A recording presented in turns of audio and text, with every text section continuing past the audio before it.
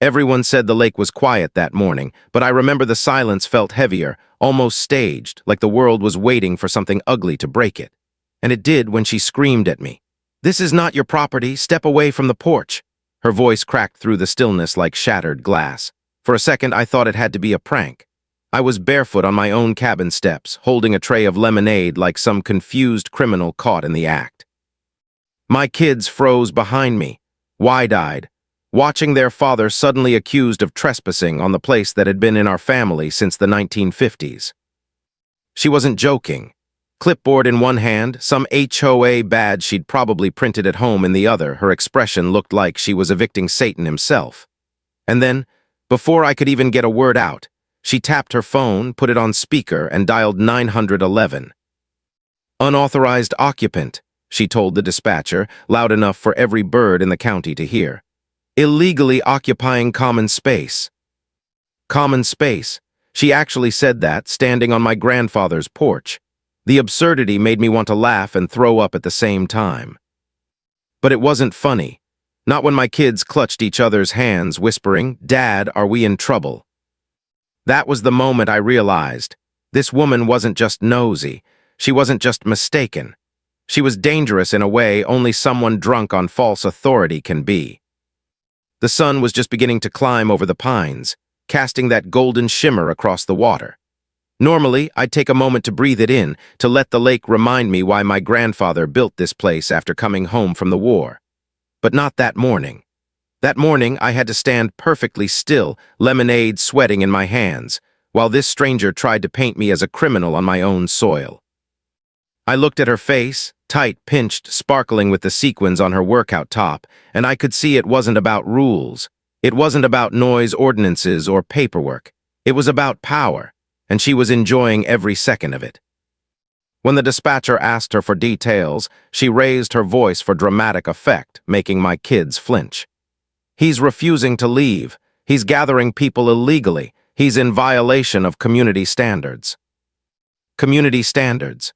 The phrase rolled off her tongue like scripture, as if those words gave her the right to rewrite 70 years of history in one breath. I wanted to yell, to fight, to shove those papers out of her hand and tell her exactly who she was dealing with. But something in me whispered, "Stay calm, don't play her game." So instead, I turned to my kids. "It's okay," I told them softly, though my throat felt tight. "This is still our home." Minutes later, the sound of gravel crunching under tires filled the air. A patrol car rolled up, sunlight bouncing off the windshield. My heart pounded, not because I doubted where I stood, but because I knew how convincing fear can be when it's loud enough. And she was loud. Officer Clark stepped out, hand resting near his radio, eyes scanning the scene like he'd walked into a standoff. All he saw was a family cabin, folding chairs, and a man trying to prepare for a reunion. But the way she rushed toward him, folder waving like evidence in a courtroom, you'd think she'd just uncovered a cartel hideout. "This is a violation of Section 312. Gatherings exceeding 15 people require 72 hours. Notice," she declared, voice shaking with righteous fury. I watched Clark's face, professional, then puzzled, then slowly borderline annoyed. Still, the weight of her words hung heavy. Because that's the trick of people like her. It's not about truth, it's about pressure. And in that moment I wondered, how far was she willing to push this? I looked right into her camera as she filmed me, her lens locked on my face like I was a trophy for her crusade. And I asked, quietly, almost gently, "Are you absolutely sure you want to escalate this?" For a heartbeat, just one heartbeat, something flickered in her eyes. Doubt, fear. Maybe she realized there are fights you don't start unless you're ready to finish them. But then it was gone, replaced by that same twisted confidence. Clark took my ID, noted the deed, asked questions, and eventually told her she might want to double-check her boundaries before calling again. His words were polite, but his tone, that told me everything. Still, as his patrol car rolled back down the driveway, leaving only the crunch of receding gravel, I saw her standing there, phone in one hand, folder in the other. Her face had gone pale, but her jaw was set. And in that look, I read a truth colder than the lake water at dawn. This wasn't over, not by a long shot. And I couldn't shake the question twisting inside me. What kind of war was she willing to start just to prove she could win? The next morning, I found the manila envelope taped to my cabin door. Heavy paper, bold letters, stamped like some kind of court order. My stomach dropped before I even opened it. Inside, page after page. Noise violations, parking citations for cars that hadn't even arrived yet. Temporary structure warnings for decorations that didn't exist. Each notice dated, numbered, and written with obsessive precision. She'd been up all night drafting an arsenal of paperwork designed to bury me alive. I sat on the porch steps with that envelope in my lap, staring at the lake. My grandfather had built this cabin with his bare hands, every nail hammered in after his long days surveying county land. He used to say, "Paper can't change where the water flows." But staring at those fake violations, I felt the weight of paper like it was iron. How do you explain to your kids that a neighbor with a folder and a printer can make your whole life feel illegal? By evening, word spread through the neighborhood. An emergency HOA meeting. My name plastered on the agenda. I walked into the community center with my deed tucked under my arm, and it felt like walking into a courtroom where the jury already hated you. She was at the front, sequin top sparkling under the fluorescent lights. A projector flickered behind her, displaying charts and graphs that looked scientific, precise, lies dressed in lab coats. Decibel levels exceeded community standards, she declared, clicking to the next slide with theatrical flair. Lines spiked across her chart like evidence of earthquakes, not laughter and music around a campfire. People nodded, murmured, not because they understood, but because the performance was convincing. I waited, biting the inside of my cheek. She was good, too good. When the floor opened for questions, I stood, slowly, deliberately. The deed in my hand felt heavier than stone. "This cabin," I said, holding the document high enough for all to see, "was built in 1952, my family's property, 33 years before your HOA even existed." The room went quiet, the kind of silence where you can hear chairs creak, throats clear. From the third row, old Mr. Henderson spoke up, his voice rough with years. "That cabin's been there longer than any of us. I remember my father pointing it out when I was a kid in the 80s. His words carried weight. Henderson wasn't flashy, wasn't dramatic, but everyone knew he was honest. For a second, the spell she'd cast seemed to waver. Heads turned, doubt crept in. But then she clicked her remote again, revealing a new slide. A map with bold red outlines. My property shaded in gray, labeled disputed territory. "Private property owners must still follow community standards," she announced, louder than before, almost shouting the lie into existence. And here's the terrifying part. People nodded again. Fear has a way of making lies easier to swallow than truth. That night, she didn't stop with charts. She went door to door with a clipboard, whispering about liability, about property values dropping 10% if my violations weren't handled. I watched from my kitchen window as she knocked on Mrs. Patterson's door.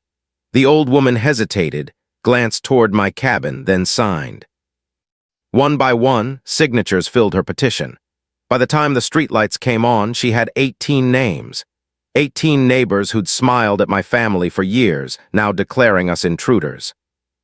And as I stood in the dark, envelope still on my porch, I realized the fight wasn't just about land anymore. It was about belonging. And belonging is the one thing you can't buy, can't argue into existence, can't staple to a clipboard. I stared across the water that night, remembering the stars my grandfather once pointed out from this very deck. He told me, "The lake remembers who respects it." But as the reflection rippled under the moonlight, one question burned louder than the crickets in the grass. Would my neighbors remember who we really were? Or would her lies be enough to erase 70 years of truth? Everyone thinks betrayal feels like a stab in the back. But it doesn't. It feels quieter, like doors closing when you walk into the grocery store. Like conversations stopping the second you turn the corner. Like neighbors you've waved at for decades suddenly pretending not to see you. That's how it started after her petition. Whispers. Pointed glances. People I'd helped build docks with. People my father had fixed roofs for now wouldn't even meet my eyes. The president, Gloria, I finally learned her name, wasn't satisfied with signatures. She wanted to poison everything about us. She created a neighborhood social media group called Lakefront Safety Watch. And on the very first night, she posted a photo of my kids unloading firewood. The caption read, "Illegal fireworks spotted near disputed property." Firewood, fireworks. Just one word twisted, and suddenly she'd turned children into criminals. The comments rolled in like wildfire. Property values are going to plummet. Always wondered about that family. We need to protect our community. I sat there scrolling, my hands trembling, not with fear but with rage. Because these weren't strangers online. These were my neighbors. People I'd shared meals with, fished with, loaned tools to. And now they were piling on, parroting her talking points like soldiers marching to her drum. But the worst part wasn't the comments, it was the silence. The ones who said nothing, the ones who looked away. Silence cuts deeper than lies. At the Saturday market, Mrs. Phelps steered her cart in a sharp circle the moment she saw me. She muttered something about protecting her grandkids. Protecting them from what? From a man buying tomatoes. Everywhere I went, her whispers had gotten there first. The Turners lost their house to foreclosure in '93, she told anyone who'd listen. It was true, but she left out why. My father had been fighting cancer, drowning in medical bills. That foreclosure wasn't shame. It was sacrifice, but she weaponized it. Day after day, Gloria dripped venom into the community, one rumor at a time. Financial troubles, unstable family history, concerning behavior. She never had to prove anything. She just had to say it loud enough, often enough, until doubt settled into people's bones. And I'll admit it, doubt started creeping into me too. One night I sat on the deck alone, staring at the lake. The stars reflected across the water, same as when I was a boy. My grandfather used to tell me, "This land doesn't remember paperwork, it remembers people." But sitting there, feeling the weight of every whisper, I asked myself, what if the people don't remember me anymore? What if lies are stronger than truth? I couldn't just sit back, so I fought her poison the only way I knew how, face to face.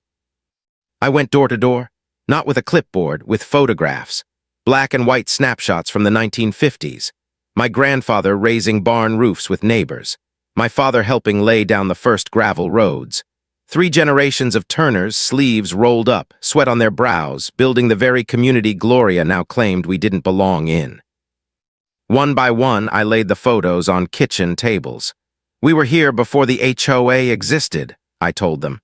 We've always been good neighbors. And I watched the shift, saw eyes soften, heard voices crack when they whispered, I didn't know. Mrs. Patterson held one picture like it was a relic. She made it sound like you just moved in, like you were outsiders. That was the genius of Gloria's campaign. Lies always spread faster when people don't know the whole story. Some neighbors apologized for signing her petition. Others admitted they'd stayed quiet out of fear. More than one told me flat out, she'll target anyone who speaks up. That's when it hit me. Gloria wasn't just building power. She was ruling by fear. And fear spreads like mold. It seeps into cracks, grows in the dark, until you don't even realize you've been breathing it in. By the end of the week, I'd visited 22 homes. Some hearts changed, some stayed cold, but for the first time I felt the tide shifting. Until I came home that night and saw it. A bright yellow sign staked in my front yard. Unsafe property, pending inspection. Bold letters, official-looking seal. And as the wind rustled through the pines, I knew one thing for sure. This wasn't just gossip anymore. This was war. Henderson's voice cracked when he pulled me aside at the community mailbox. He glanced around like a man about to confess to a crime. His hands shook as he pressed a manila envelope into mine. My father was the county surveyor in '85, he whispered. I found this cleaning out his files, thought you should see it. The envelope was thick, the paper yellowed with age, edges curled like it had been waiting decades for the right moment. My pulse quickened as soon as I saw the county stamps. This wasn't rumor. This wasn't HOA paperwork. This was something older. I carried it home like it was dynamite. Sat at the kitchen table with my kids watching cartoons in the next room and carefully slid the papers out. And my world shifted. Maps, surveys, legal descriptions so precise they left no room for doubt. They showed what Gloria didn't want anyone to know, that my grandfather's land grant from 1952 had carved out more than just the cabin and the immediate yard. Easements stretched across what later became association roads, common areas, even some lots where houses now stood. The development had been built around existing private holdings. But back in 1985, county officials pushed the project through anyway, ignoring the notes scrawled in the margin by Henderson's father. Contact the Turner family before proceeding with construction. They never did. It was like the ground tilted beneath me. For years, I'd been treated like an intruder. But the documents told a different story. We weren't trespassers. The entire neighborhood had been built on land my family still legally controlled. I leaned back in my chair, staring at the ceiling, the air suddenly too thin to breathe. If this was true, then everything, every violation notice, every petition, every whisper, was built on a lie. And Gloria knew. That explained her desperation, her midnight documents, her smear campaigns, her obsession with stamping authority over me. She wasn't protecting the community. She was covering up the truth that could unravel her power. But knowing that didn't make me feel victorious. It made me feel sick, because what Henderson handed me wasn't just leverage, it was a bomb. If I pulled the pin and took this public, I could destroy her. But I could also destroy every neighbor who bought their home in good faith. I pictured Henderson's daughter playing hopscotch in the cul-de-sac, Mrs. Patterson tending her garden, families who just wanted peace by the lake. None of them knew they were living on titles clouded by a mistake made decades ago. Revenge would be easy, justice would be complicated. I looked again at the surveyor's notes, at the faded photographs of boundary markers Henderson's father had taken. Proof no lawyer could dismiss. Proof that Gloria's so-called authority was nothing but smoke. And for the first time in weeks, I felt something Gloria hadn't expected me to feel. Power. But power doesn't always feel good. Sometimes it feels like standing on the edge of a cliff, knowing one wrong move could send everyone tumbling. That night I couldn't sleep. I kept walking to the table, spreading the documents out, reading them again by lamplight. Every line, every seal, every signature. Each page was a reminder we weren't the intruders, we were the rightful owners. And yet the thought wouldn't leave me. What happens if the neighbors find out? Would they see us as vindicated? Or would they see us as the reason their life savings were suddenly tangled in legal uncertainty? I remembered my grandfather's words, spoken in the hush of an old man's wisdom. The land doesn't belong to paper, it belongs to people, to whoever respects it most. I closed my eyes and breathed, the lake breeze slipping through the open window. Gloria thought she was winning, but in her arrogance, she'd uncovered the one truth she never wanted me to hold. And now I had to decide, was I going to use it to burn everything down or to build something new? Gloria wasn't going to stop with petitions or yellow signs.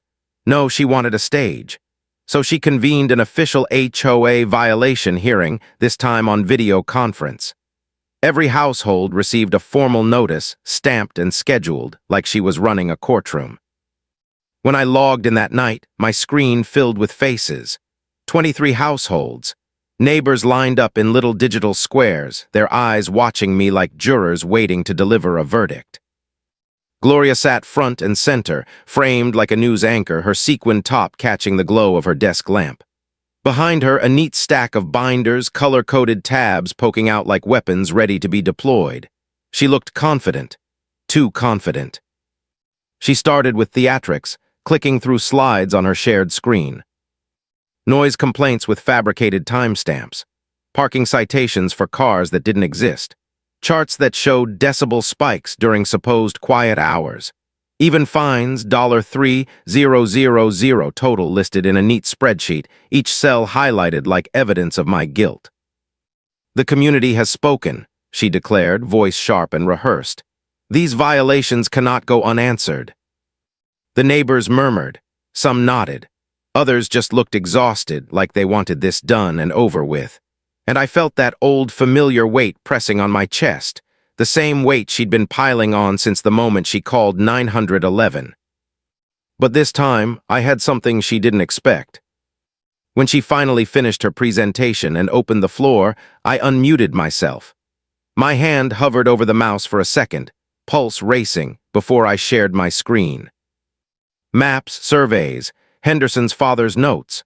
The county stamps glowed on the documents as I zoomed in for everyone to see. According to county records from 1952, I said, keeping my tone steady, my family's land grant predates this HOA by 33 years. Every claim made against us assumes the association has authority here. These documents prove otherwise. The silence was immediate, thick, like the whole call had frozen. Mr. Peterson leaned toward his camera, squinting. How is this possible? Gloria told us all lakefront property was community development. Faces shifted in their little squares. Confusion spread like ripples across water. Mrs. Davis frowned, repeating the lie she'd been fed. But Gloria said all the lakefront belongs to the HOA. Her voice trailed off when she saw the boundary lines on the map, clearly drawn decades before the association even existed. For the first time, Gloria's polished composure cracked. Her cheeks flushed red as she slammed her keyboard. These are unverified documents, she snapped. Attempts to undermine established community authority. Her voice was sharper now, edged with panic. I didn't raise my voice. I didn't need to. Then let's verify them, I said calmly, through the county recorder's office. And that was it. That was the move. Because what could she say? If she agreed, she risked exposing herself. If she refused, she looked like a fraud in front of everyone. The neighbors muttered again, louder this time. Mr. Henderson nodded slowly, his video shaking as if his hand trembled. He's right, he said. The county should confirm. Voices overlapped. We need clarity. This changes everything. Gloria, why didn't you tell us about this? The hearing she'd designed to humiliate me was collapsing, slipping through her fingers like sand. And for the first time since this nightmare began, the power shifted. Her spreadsheet of fines looked ridiculous compared to the weight of legal land grants. Her accusations of trespassing crumbled when faced with the fact that it wasn't me who didn't belong. It was her authority that had never existed in the first place. The board members whispered among themselves. One finally spoke. We should table this hearing until verification is complete. Gloria tried to object, but her voice was drowned out by the storm she'd unleashed. I sat there in my square, calm but shaking inside, watching the community she controlled through fear begin to slip from her grasp. This wasn't just my trial anymore, it was hers. And yet, even as victory stirred in my chest, I felt the weight of a harder question settling in. If I pushed this too far, too fast, would I destroy not just her authority, but the financial security of every family on that call? Sometimes winning isn't the hardest part. Sometimes the hardest part is deciding what to do with the win. The night after the hearing, I thought maybe, just maybe, it was over. But people like Gloria don't surrender, they regroup. She abandoned the rules, the fines, the official channels. Instead, she went for something sharper: social isolation. Flyers appeared on doorsteps, bold slogans stamped across the top. Protect the lake. Protect our values. It looked like a campaign ad. At the next community center meeting, one she pointedly didn't invite me to, she stood at the podium like a politician running for office. Behind her, posters warned of property disputes reducing home values by 15%. Charts and graphs flickered on the screen, all designed to terrify. Neighbors filled the rows, and though I wasn't there, word spread fast about the way she twisted the narrative. He's threatening our community, she warned. His documents could cost every one of you your investment. Fear is louder than truth, and she knew it. Soon after, the pressure shifted from official notices to daily life. Book clubs, barbecues, walking groups, every gathering suddenly became association members only. Kids who used to play with mine stopped showing up. Henderson's daughter wasn't invited to birthday parties she'd gone to for years. His wife got a polite email removing her from the garden club she'd helped build. No reason given, just gone. It was brilliant in a cruel way. She didn't have to find people anymore. She could exile them. I watched the fracture spread like cracks through glass. Families who spoke to me one week would avoid me the next, not because they hated me, but because they were afraid. Afraid of the same punishment, afraid of losing their place. The neighborhood stopped feeling like home and started feeling like occupied territory. Smiles became weapons, silence became armor. But I refused to vanish. So I did the one thing she couldn't stop me from doing. I opened my doors. I posted a message on the community board, barbecue this Saturday. All welcome, no politics, just neighbors. The smell of smoke and grilled chicken filled the air that weekend. Music played softly from a speaker. Kids ran barefoot between the fire pit and the dock. For a few hours, the cabin that had been painted as unsafe property became the safest place in town, because here nobody had to choose sides. Some families came openly. Others slowed their cars at the edge of the drive, hesitant, torn between loyalty and longing. A few parked down the road and walked in quietly, as if attending a secret meeting. Conversations flowed, hesitant at first, then warmer. One neighbor whispered, "This feels like the old neighborhood before all the politics." But even as laughter returned, shadows lingered. People looked over their shoulders. Kids whispered, "Will Gloria find out?" She did, of course. She always found out. And at her next safety meeting, she doubled down, warning that anyone siding with me was putting their property values at risk. Her voice shook with the zeal of someone who knew she was losing control, yet clung harder anyway. But then something happened that cracked her spell. During one of her speeches, when she repeated the same warnings, the same inflated statistics, Mrs. Carper, quiet, steady, respected, stood up. Her voice wasn't loud, but it cut sharper than any shout. "I've lived here 20 years, she said slowly, "and I've never seen Turner bring harm to anyone. Maybe we're letting fear talk too loud." The room went still. Chairs creaked, eyes darted, some faces flushed with guilt, others with relief, like they'd been waiting for anyone to break the silence first. Gloria's smile faltered. For the first time, she looked less like a leader and more like someone clinging to a crumbling throne. I wasn't in that room, but I didn't need to be, because when neighbors started trickling to my cabin later that week, I saw it in their eyes. A shift, small, fragile, but real. Fear was cracking, and once fear cracks, it never seals the same again. The night of the barbecue, when the last of the plates had been stacked and the kids' laughter faded into crickets, Officer Clark lingered. He helped me carry folding chairs back onto the porch, moving slow, his eyes sharp but unreadable. "You know," he said casually, "this whole dispute got me curious." He paused, glancing at me like he was weighing whether to go further. "So I did a little research." The word research made my chest tighten. He motioned for me to follow him to his patrol car. From the passenger seat, he pulled a thick folder, edges bristling with tabs and county stamps. "There's something you need to see." We sat at my kitchen table, the lamp throwing long shadows across the paperwork as he spread it out. Yellowed maps, stamped deeds, correspondence older than either of us.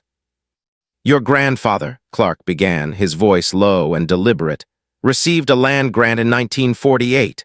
Veteran settlement program, 400 acres of lakefront, development rights included." 400 acres.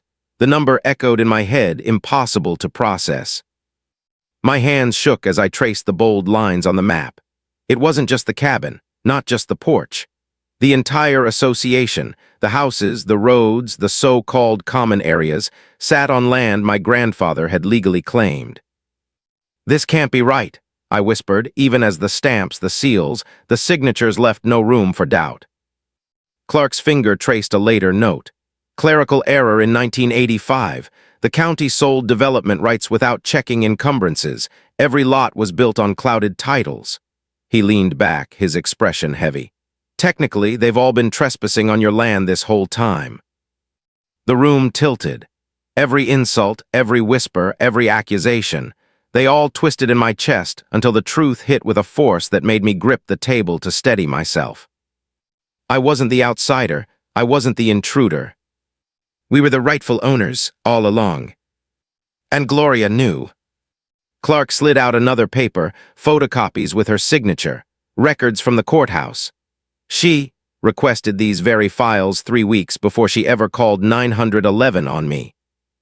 My blood ran cold. She found this, Clark said, and instead of telling the community, she tried to bury it under harassment.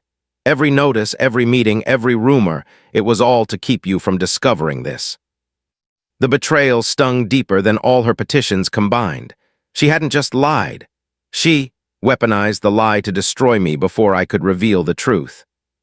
I leaned back, staring at the ceiling, my pulse hammering in my ears. Vindication surged, but so did dread. Because this truth wasn't clean. It wasn't victory wrapped in a bow. It was dynamite. If I lit it, I could blow her entire empire apart. But I could also blow apart the lives of every neighbor who'd bought a home here, believing their title was clear. I thought of Mrs. Patterson's garden, Henderson's daughter on the playground, families who had nothing to do with county mistakes from decades ago, people who just wanted peace by the lake. And suddenly, victory didn't feel like triumph. It felt like responsibility. The documents lay on the table, glowing in the lamplight like weapons. I stared at them, torn between rage and restraint.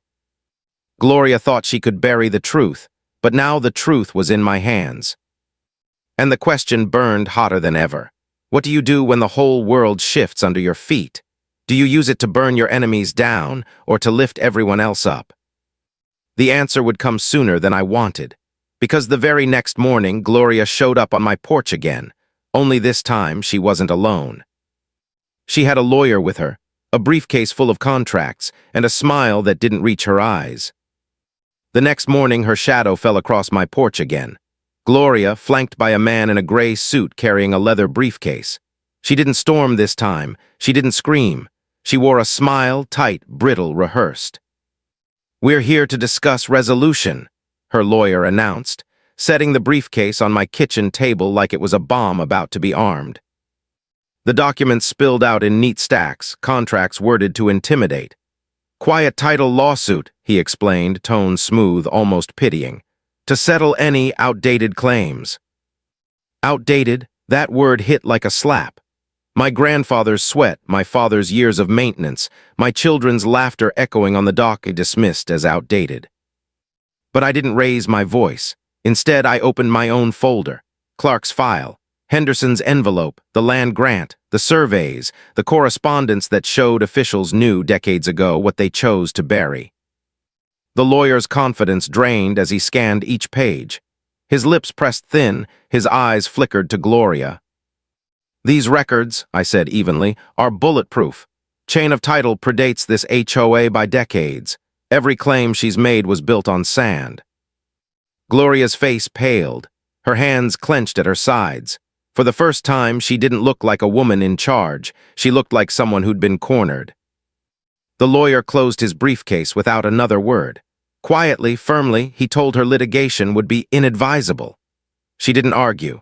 She just stared at me, eyes hard, like she could still will me off the land if she glared long enough. That evening, I gathered the neighborhood, not to humiliate her, but because truth this big couldn't live in shadows anymore. The community center buzzed with uneasy chatter until I laid the documents on the table. Stamped, signed, verified, my voice steady, I told the story, the land grant, the clerical error, the decades of oversight, and yes, the fact that Gloria had known. The reaction was instant: shock, anger, betrayal. "You mean she lied to us the whole time?" Mrs. Davis asked, her voice sharp with hurt. Gloria sat stiff, silent, eyes darting as her kingdom of fear crumbled. The board voted that night, 26-1, to remove her from leadership. Complaints were filed with the county attorney. Harassment, abuse of authority, attempted fraud, her empire of intimidation dissolved in a single evening.